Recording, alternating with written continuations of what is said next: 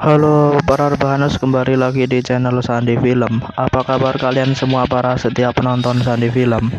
Kali ini saya akan merangkum sebuah film menceritakan tentang penyebaran infeksi jamur parasit aneh yang sangat mengerikan. Seperti biasa, sebelum kalian nonton, kalian siapkan cemilan dulu di rumah ya guys. Dan bantu subscribe dan like channel ini ya guys, agar kalian tidak ketinggalan konten menarik dari channel Sandi Film. Terima kasih. Bagaimana keseruan filmnya? Yuk kita bahas bersama-sama tanpa lama-lama lagi. Yuk kita mulai rangkum filmnya. Berlatar di sebuah desa terpencil di wilayah Australia Barat, cerita diawali dengan diperlihatkan seorang warga lokal yang tampak tergesa-gesa pergi ke balik telepon umum berangkat dari fenomena biologis aneh yang sedang terjadi. Pusat layanan NASA untuk meminta bantuan mereka. Si pria menjelaskan jika tadi sore mereka menemukan sebuah tangki berlebar NASA di belakang pemukiman, di mana sesuatu aneh mirip lendir hijau menjijikan keluar dari dalam tangki tersebut, menyerang siapa saja yang mencoba mendekati, hingga membuat semua orang mati mengenaskan.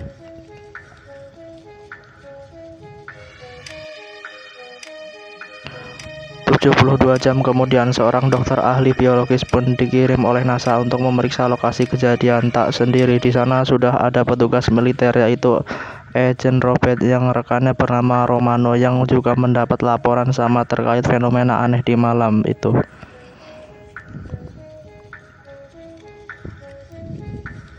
Sambil menyiapkan baju hemjet, dokter menjelaskan jika tangki yang dimaksud adalah tangki oksigen berisi organisme mikroba berupa jamur parasit yang dapat beradaptasi dari satu spesies ke spesies lain dengan cepat. Entah apa yang sudah warga lakukan. Namun setelah laporan semalam, tidak ada satupun orang yang ada di sekitar tempat tersebut. Dokter bercerita jika 28 tahun yang lalu NASA membangun stasiun luar angkasa yang menjadi rumah bagi para ilmuwan melakukan eksperimen ilmiah. Tujuan dibuatnya tangki tersebut adalah untuk mencari obat anti jamur bagi para astronot, termasuk membangun ilmu di bidang kedokteran. Akibat insiden mengerikan, stasiun mengalami malfungsi yang membuat sebagian besar puing-puingnya hancur terbakar saat memasuki atmosfer. Namun beberapa di antaranya jatuh ke bumi, termasuk tangki oksigen yang sedang mereka cari, dan pihak NASA baru mengetahuinya tadi malam.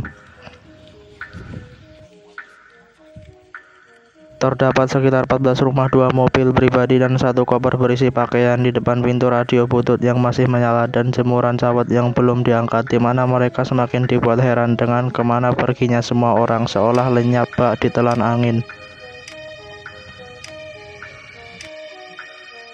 Inilah tabung oksigen yang dicari. Sebelum mengambil sampel, dokter berpesan agar Robert dan Romano tidak berani menyentuh tabung ini secara langsung. Sudah ada kentang dan sabun cuci piring yang biasa warga gunakan untuk pencuci benda logam.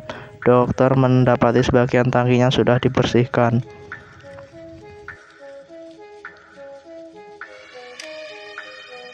Menggunakan kaca pembesar khusus, dokter menemukan retakan atau lubang sangat kecil pada tangki yang sepertinya terjadi akibat benturan saat terjatuh. Masalahnya adalah terdapat kandungan polisakarida pada kentang dan natrium palamitat pada sebuah sabun cuci piring yang kemungkinan besar sudah masuk menetes ke dalam tangki tersebut. Yang menarik adalah jamur parasit dalam tangki ini tidak akan serta-merta beradaptasi tanpa adanya pemicu atau pemancing yang jelas. Sedangkan jika sampai 2 kandungan tadi masuk ke dalam disertai kadar air yang cukup, dokter tidak bisa membayangkan akan jadi seperti apa jamur parasitnya.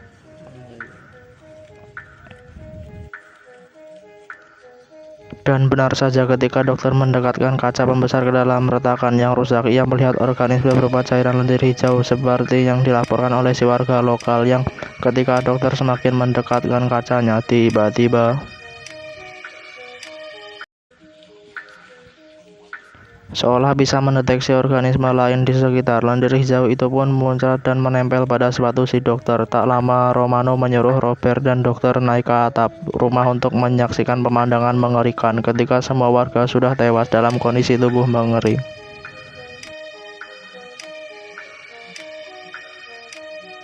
Dilihat dari lokasi kematian, tubuh kering, bekas luka pada kulit, perut meledak, dan pelet tengkorak yang terbelah, bisa dipastikan jika jamurnya bermutasi dengan cara masuk melalui pembuluh darah, menjadikan otak sebagai inang, mengendalikan semua fungsi otak, gerakan refleks, dan impuls saraf, sebelum akhirnya meledakkan diri.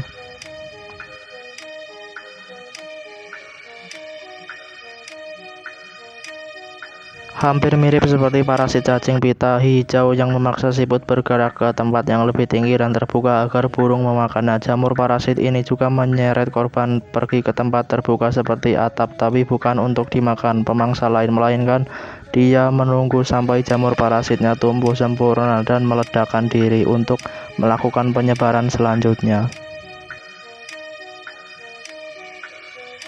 Karena parasit ini bukanlah organisme biasa, dokter yang melihat potensi bisa dimanfaatkan untuk penelitian biologis dan medis pun mengambil sampelnya untuk diamankan. Ia tidak sadar jika cipratan hijau yang menempel pada sepatunya kini mulai menyebar masuk melalui pori-pori telapak kakinya.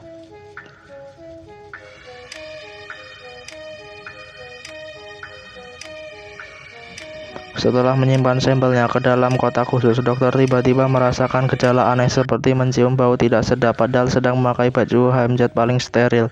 Tak hanya itu saja, tubuhnya juga merasakan panas luar biasa seperti mau terbakar dan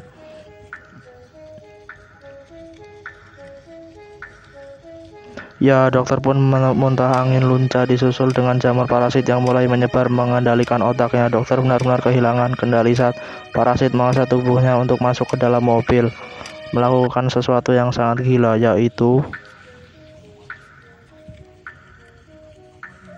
gara-gara menyelamatkan Romano barusan, kini Robert mengalami cedera punggung serius yang membuatnya tidak bisa berdiri. Sementara itu dokter ia kembali berperilaku aneh dengan menodongkan sepucuk pistol ke badannya sendiri sehingga setelah dokter tewas, militer langsung membawa sampel dan meledakkan tempat ini. Demi mencegah penyebaran, sampel tersebut akan disegel di fasilitas rahasia bawah tanah yang merupakan gudang penyimpanan dingin alias cold storage demi menjaga jamur parasit tidak aktif.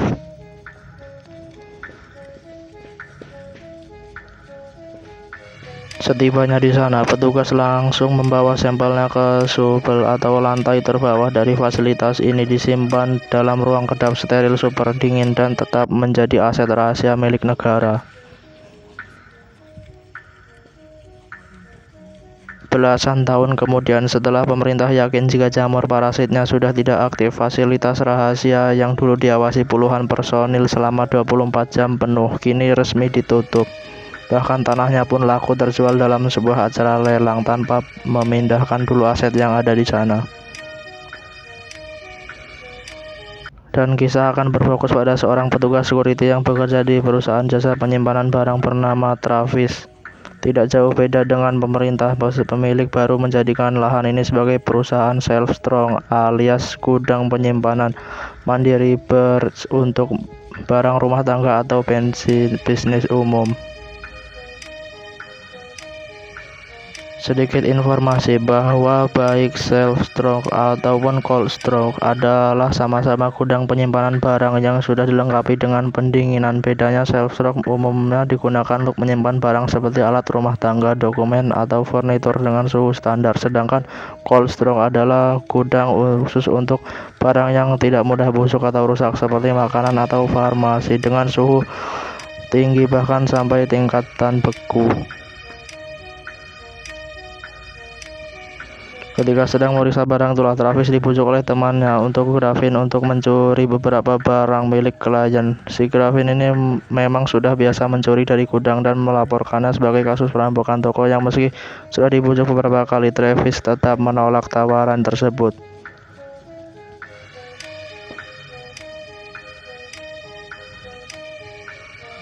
Singkat cerita, jadwal piket malam pun tiba. Ditemani si nenek yang merupakan petugas gudang, Travis pun mengantarnya ke lantai bawah tempat beliau biasa tidur, di mana hal aneh terjadi saat Travis tiba-tiba mendengar suara bebek tanda peringatan yang entah dari mana asal muasalnya.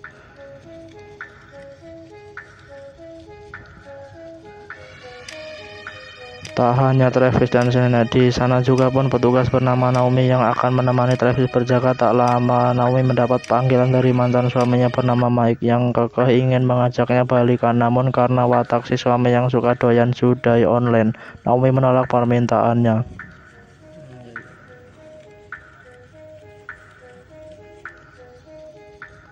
Dan ya, suara bip itu kembali muncul dan kali ini terdengar juga oleh Naomi. Takut jika ini adalah ulah para perampok yang mencoba masuk ke dalam gudang, mereka pun menyisir seluruh ruangan mencari dari mana sumber suaranya berasal, hingga berakhir pada sebuah lukisan besar.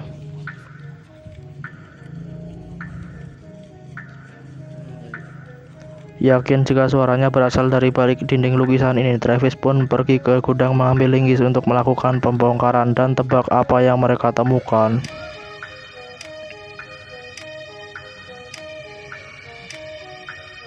Ya, itu adalah ruang instalasi pendingin bekas militer yang masih aktif dengan satu lampu menunjukkan tanda malfungsi. Tak hanya itu saja, mereka juga menemukan denah kemana saja jalur pendinginan ini mengarah dan memutuskan untuk masuk memeriksanya.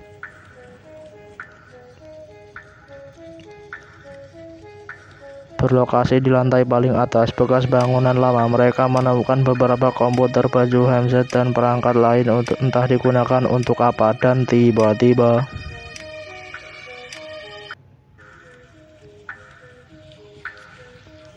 ternyata suara bip yang sendari tadi mereka cari berasal dari balik pintu. Ini entah apa yang menyebabkan terus berbunyi. Travis pun Naomi juga menemukan pintu besi pada lantai yang setelah dibuka terdapat tangga panjang mengarah ke dasar gudang.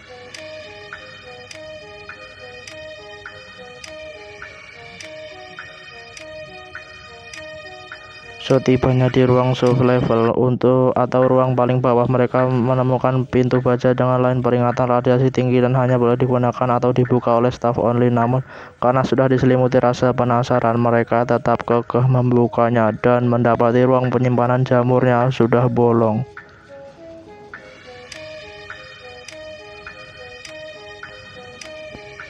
Sempat akan masuk, mereka akhirnya sepakat untuk tidak jadi melakukannya dan akan kembali ke atas saja. Akan tetapi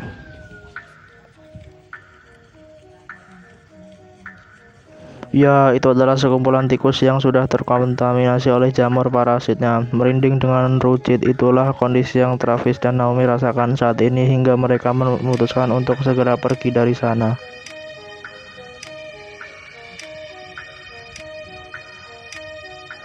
Di luar sudah ada Mike yang bermaksud menemui Naomi untuk memberikan sesuatu. Merasa kesal setelah berkali-kali ditolak rujuk, ia nekat menganiaya kucing kesayangan Naomi yang saat ini disimpan di dalam bagasi mobilnya. Namun saat akan mengambil si kucing, tiba-tiba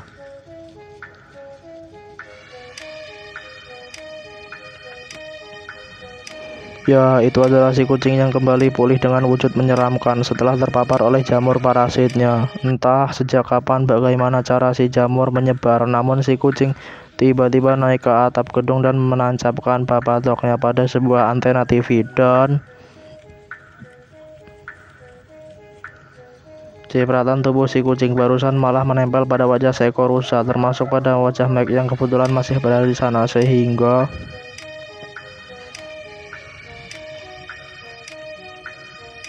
dengan badan penuh keringat, Mike yang sudah dikuasai jamur parasit pun masuk ke dalam toko bersama si rusa dan juga sama-sama sudah terpapar, sehingga ketika Travis dan Naomi baru saja keluar dari dasar gudang, sudah ada si rusa yang berperilaku sangat aneh seperti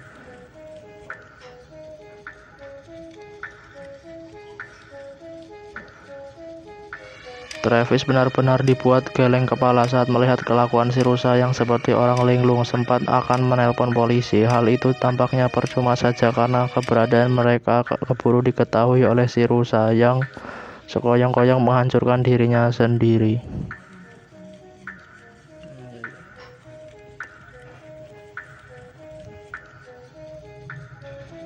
Sejenak mari kita bawa Anda ke 1 tahun lalu untuk mengetahui sebab jamur parasitnya bisa lepas, bahwa belasan tahun disegel. Si jamur mulai beradaptasi bahkan sampai mampu bertahan dalam suhu yang sangat ekstrim dan keluar lewat lubang pintu yang korosi. Si kecoa yang memang dikenal tarakan justru harus menjadi korban pertama jamur parasitnya dan menyeretnya pergi ke tempat terbuka. Namun nasib apes kembali dialami oleh beliau alias si kecoa yang karena harus terlindas ban mobil milik Mike sehingga menyerang kucing sekarat milik Naomi. Kembali ke waktu sekarang, Travis dan Naomi dikejutkan oleh munculnya Mike yang ujung-ujung menodongkan sepucuk pistol. Bingung dengan apa yang sebenarnya terjadi, Travis membawa Naomi kabur ke gudang penyimpanan barang dan sembunyi di balik pintu yang macet.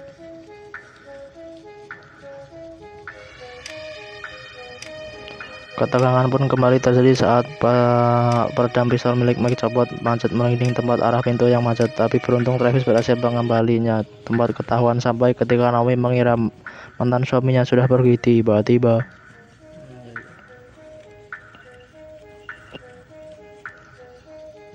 masih di malam yang sama, Robert mendapat panggilan dari markas militer tentang adanya alarm peringatan dari fasilitas yang ditutup. Curiga jika penyebabnya adalah si jamur parasit, Robert meminta operator yang bernama Abigail segera mengaktifkan operasi senyap dan kirim pesawat untuk menjemputnya.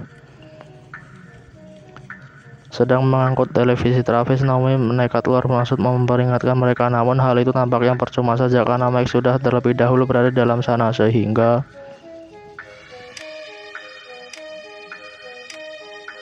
tak hanya memuntahkan lencok dan pacul ke wajah teman Garvey, Mike juga mengurung mereka di dalam gudang dan menjadikan Travis sebagai target selanjutnya. Akan tetapi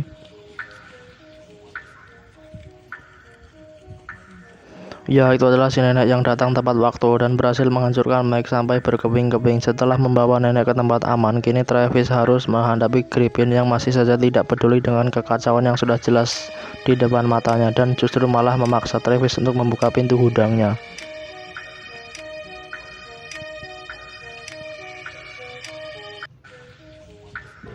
Berkat kekacauan yang Naomi timbulkan, kini Travis pun Naomi berhasil pergi meninggalkan toko dengan aman. Namun setiba di luar, sudah ada Robert menghalang sambil melakukan interogasi. Setelah dijelaskan kronologi kejadian, Robert pun merekrut mereka ke dalam misi.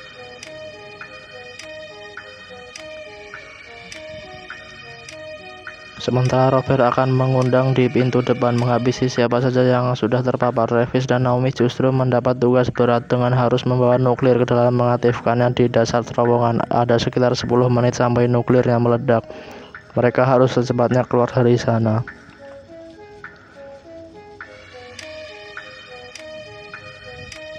Griffin kembali berbuat beleguk ketika ia tetap kekeh membuka pintu gudang tanpa sadar bahaya akan datang. Alih-alih bertemu dengan teman-temannya, justru malah sosok menyeramkanlah yang keluar dari dalam, dan itu sangat-sangat blogo sekali.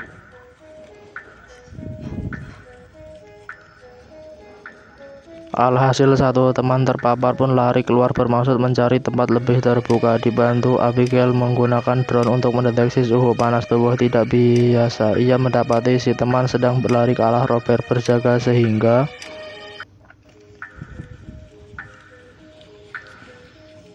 meski berhasil menghancurkan dan mencegah jamur yang meninggalkan fasilitas, kini luka di punggung Robert kembali kambuh akibat gerakan tiba-tiba barusan sehingga membuat beliau harus tetap dalam posisi terbaring.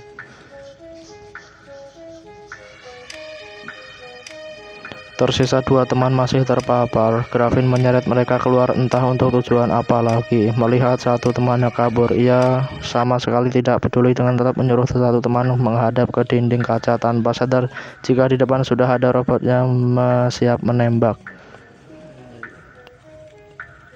Sempat terjadi baku tembak. Robert sepertinya harus pasrah ketika semua pelurunya sudah habis termasuk badan yang tidak bisa bangun acan. Namun ketegangan seketika reda setelah Romano datang tepat waktu dan berhasil menghabisi sebebunguk si Griffin. Sementara Robert dan Romano menunggu di depan, kita akan dibawa ke Travis dan Naomi yang baru saja di lorong menuju ruang jamur parasitnya berasal. Karena tidak mungkin menurun ratusan tangga menggendong nuklir seberat ini, mereka pun menggunakan tali untuk menurunkannya.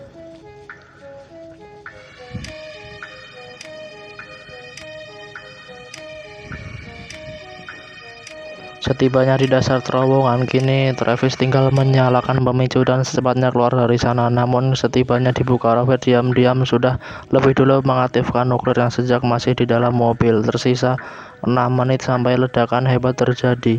Mereka harus segera meninggalkan fasilitas ini.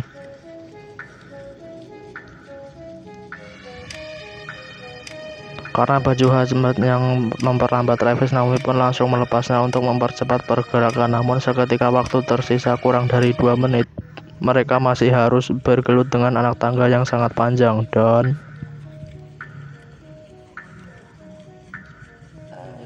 lagi muncul masalah lain ketika satu teman Griffin yang tadi kabur ternyata menunggu pintu keluar dengan kondisi sudah sangat mengkhawatirkan, sehingga beres mengakhiri penderitaan si teman. Mereka akhirnya bisa bergabung kembali bersama Pete dan Romano tepat saat timer nuklirnya sudah habis, sehingga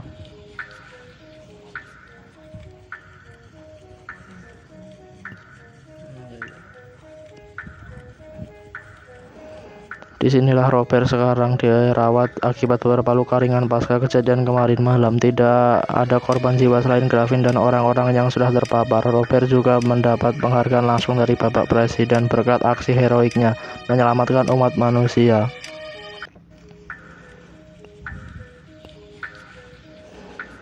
Terakhir, kita akan dibawa kembali ke hutan belakang fasilitas seketika kawanan rusa sedang makan yang ternyata tamat ending yang sangat